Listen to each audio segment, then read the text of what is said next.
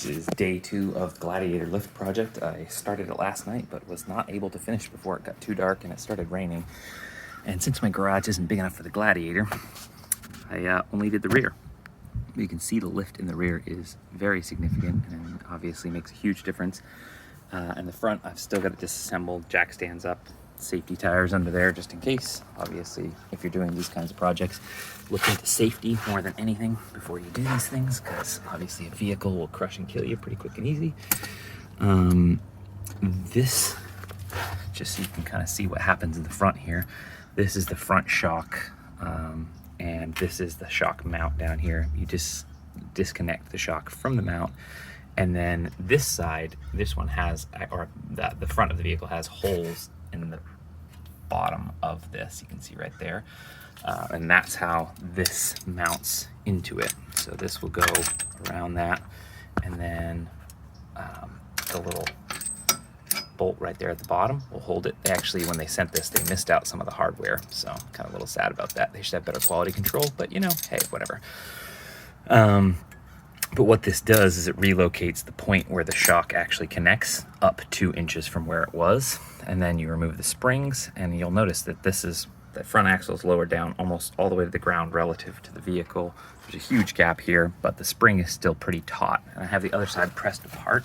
And I'll show you a little trick for that too. Make sure you disconnect this so that your brake hoses don't bend and pinch up here, because that would cause some serious brake damage later down the road. Disconnect your sway bar so that the axle can fully go down. Obviously, that's an important step. And then the other thing is this side I've got a little bit more in progress. You can see this is how that relocation bracket works. It just takes it and moves it up. And that's the little bolt that holds it so that it can't rotate. And again, that's disconnected. And in order to get this spring out here, it has to come down obviously around this column there. Sorry about my terrible camera work this morning. But what I do have is this is a bottle jack from my old TJ, which I made a little sleeve on the side, and I had an old extension that broke, and I used a grinder to make this so that I can run it with my impact gun. And so this is my little pry bar. And so you find a spot that doesn't have any interference, and then put it behind the shock, and then slowly press the cylinder out, or make the cylinder go out, so that you can push the axle down. And that's the safest way to do this without jamming down or kind of like bounce the spring out. Compressing springs is a really bad idea. Don't do that. I mean, if you've done it before, cool, good for you. You're at least alive still. But those are some things I would say about this that would make it easier. It's just make sure you take all the steps, all the precautionary things you need.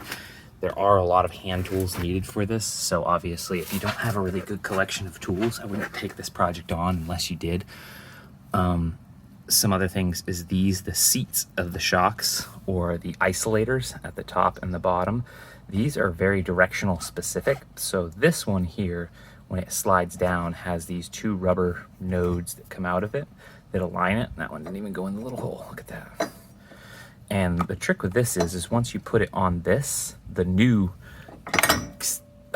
spacer, the spacer doesn't actually have those that pass through it. So once you slide it back up in there, it has free rotation. And this isn't too much of a problem because the front one doesn't have a lot of unique shape to it. But as you can see, there is a specific way that the spring sat on this.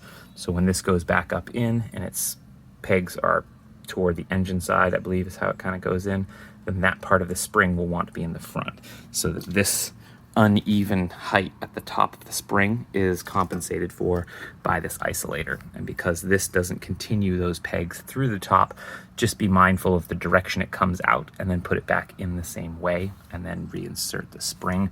Then reconnect your shocks and your sway bars, re-torque everything, drive it, and then recheck all of your torque specs on every single bolt once again, just because.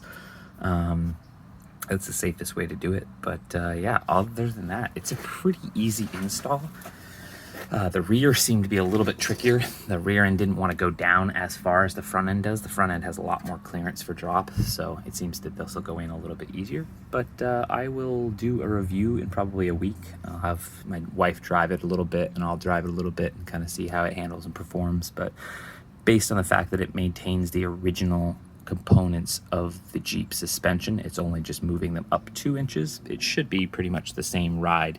Obviously, I mentioned in the previous video, you do have to adjust up here your tie rod just so that the distance of the rod is relative to where the angle of the vehicle going straight is. Otherwise, your steering wheel will be off center, and you will have some codes thrown. But that's about it. So I will wrap this up. Hopefully, if you're doing this project, make sure, again, you have a ton of hand tools. It's a lot of 18 millimeter and 22 millimeter and I think 21 millimeter bolts are the majority of these. But there are some, I think 15/16ths on the back here, and these, the control arms in the front.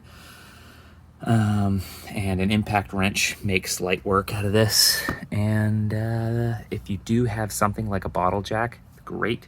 If you don't, I'd recommend just getting one, because they're super handy for lots of different applications, and this is one of the most common applications that I use mine for, which is prying things apart in these kinds of situations. And then if you're lowering things down, just do it really slowly and be mindful of all your ABS wires and your brake lines so that there's no tension on them and you don't pinch anything or bend any of them too extremely so that they break.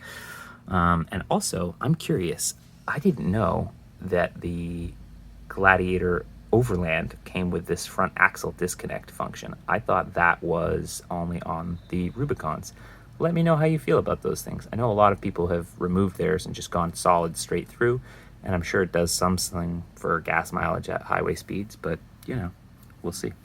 I think at the end of the last video I cut off early, but what I was saying is this has 35-inch tires that were BF Goodwrench, so they're a little bit shy of 35 true inches, and they had been worn to some extent because I had driven them already, but with those, without doing off-roading, but just going over traditional bumps and rolls of road, there was zero rub with this setup as was. My wife just wanted it 2 inches taller so that when we're out at the beach and you're hitting some heavy bouncing, then it makes it a lot more comfortable for that ability to not snap off your fenders, because once you start bouncing it really hard, you're probably going to snap some stuff. But that's about it.